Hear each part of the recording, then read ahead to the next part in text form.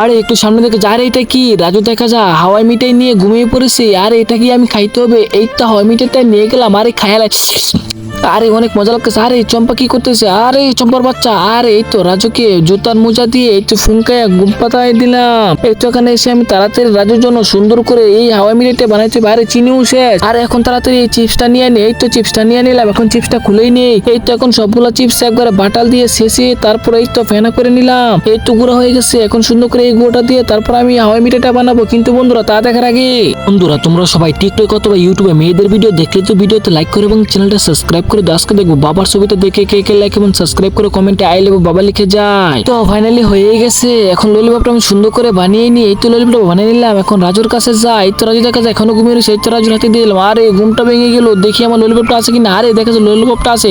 আরে এটা তো অনেক এমি লাগতেছে। আরে অনেক মজা। আরে রাজু দেখা যায় বুঝতে পারছেন, আমি তাড়াতাড়ি চলে যাই।